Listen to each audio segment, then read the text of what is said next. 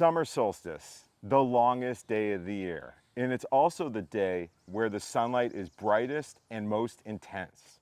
Everything is bright green and vibrant. There's been an unparalleled flow of energy until now from the sun, and the days are getting longer and longer. It's been a race to the sky until now. Plants have been putting their solar panels, their leaves, ever higher, reaching above their neighbors. But on summer solstice, everything changes. What goes up must come down, and that includes the sun. The days are going to start getting shorter, shadows are going to be cast over their plants, making those solar panels go into periods of darkness. And more incredible is that different plants will respond to this. Some of them, depending on the type, will be responding in exact opposite manners.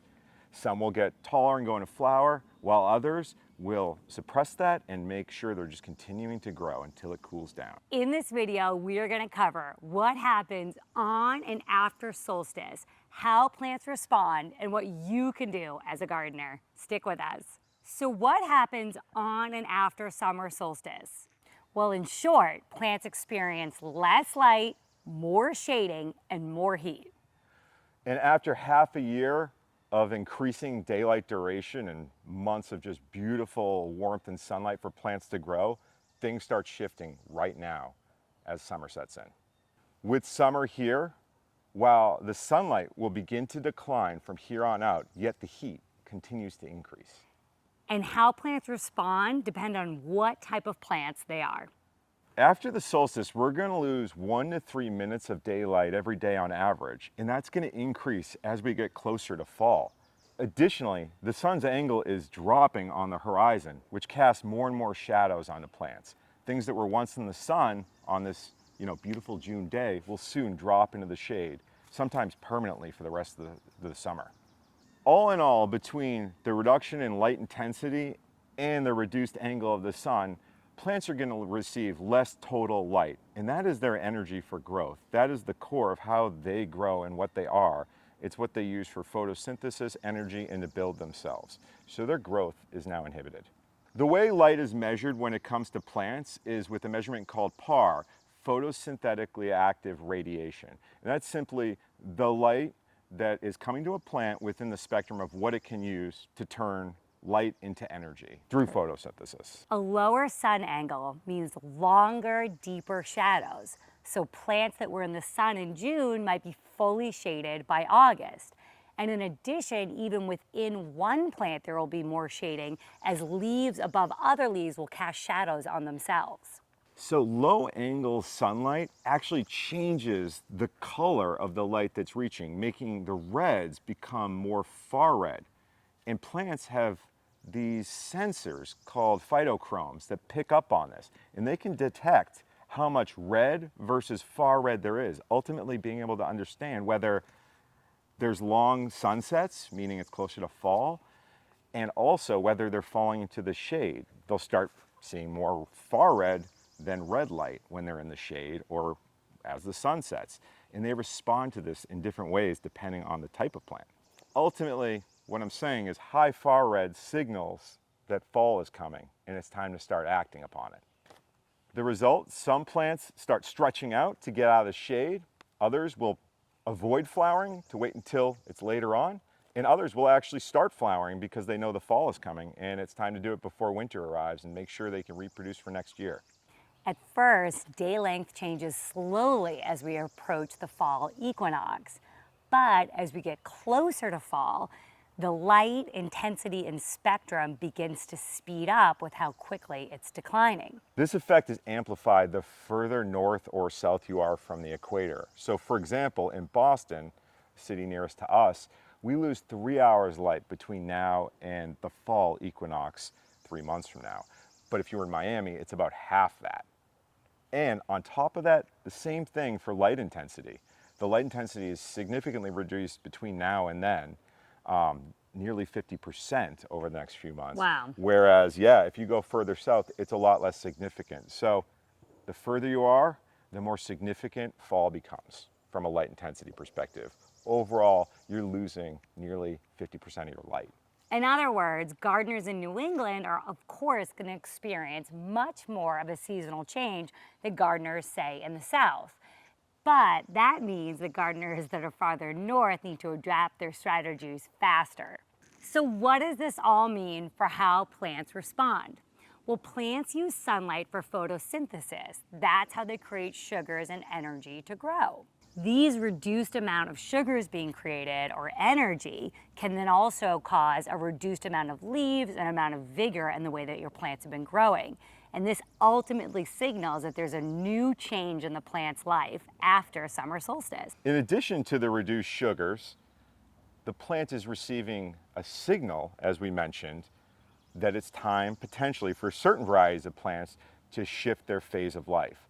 Some plants, called day neutrals, do not react to changes in light intensity. They might react to changes in sugar or heat, but they don't notice necessarily, they don't have the phytochrome response we were mentioning where they shift into another stage. But then there's two broad categories that do: short day plants and long day plants. And they do exact opposite things depending on which category they're in. So long day plants like spinach or lettuce are going to shift into flowering when the days are longer. That's why you'll see them start bolting on those hot sunny days in the middle of summer. So this is a great time actually to put seeds in, because as the days get shorter, those guys are going to do perfectly staying in that vegetative state through last fall, and you can have a great fall harvest. So then the other category, short day plants, will actually start flowering as the days get shorter. They see the fall coming and they say, it's time to produce seeds before it's too late, or fruit. Examples of this would be soybean and onions. Other things plants are dealing with is the summer heat lag. And this can be counterintuitive. There's less light, but there's more heat as the summer continues. And why is that? That's because the earth actually stores heat. So even though the light is decreasing, the hottest weeks of the summer are still yet to come in July and August. And what does this mean for plants? Well, some plants like tomatoes struggle to produce fruit above 85 or 90 degrees. And plants like basil, heat stress can cause them to bolt, which isn't what you want if you want to eat those tasty basil leaves. All in all, this additional heat throughout the summer is going to be less energy because there's less photosynthesis happening with reduced sunlight, but more stress as plants experience extreme heats, which cause them heat stress. So what does this mean for gardeners? It's an awesome time to plant a late summer or fall garden. This means it's a great idea to be planting things like spinach or leafy greens, lettuces, because they need lots of sun to trigger them to flower, which we're not getting this time of year. So you'll get more of the leaves that you want to eat. The reduced amount of light and the longer nights actually prevent long day plants from flowering, so it's on your side. And the other big thing that you can really manage is shade. Now, if your plants are in containers, you can move them around. Put the taller plants towards the north, so that way they're not shading out the southern plants as the line gets lower. And also monitor, right? If something's falling in the shade, you can rearrange it, you can rotate it and move it further. For instance, some of our plants in containers might fall behind the tree line or our home, so we'll just move it further north so it drops back out of the shade. There's some really awesome apps out there where you can use augmented reality to take a look at what the line of the sun will be. This is particularly helpful when you're putting plants in the ground, but that might be a little late for you next year. Now for plants in the ground, do monitor nonetheless, and even if you have things falling in the shade, you can address it by pruning and trellising and moving, if you have cucumbers, trying to move them so you can open up some space to make sure that all plants are getting enough sun, because otherwise they'll have too little light to really grow, but also you might wind up with some diseases setting in that will even spread to the plants that aren't shaded out. But don't forget, even though our light is reducing, our heat is set to increase. So you also need strategies to beat the heat. Things that you can do is increase the mulching. This will help insulate the root layers below. And you could do some deep watering, which will encourage your roots to grow down and deep and avoid the hot layers of soil above. Now, while you're increasing water, eventually the sun's gonna get so low, there's gonna be less sugar to work with, and you're gonna wanna start reducing your fertilizer over time. The plant isn't building as much new structure because it doesn't have the energy to, so you are risking over fertilizing if you're continuing to increase or even maintain your fertilization levels. Overall, this is the best time of year for growing. It's great, it's when you're getting a harvest, it's when plants are moving into the next stage of life, and man, is it beautiful. Who doesn't love summertime? I know plants love it. The summer solstice is the longest day of the year, and it can be a turning point for many plants.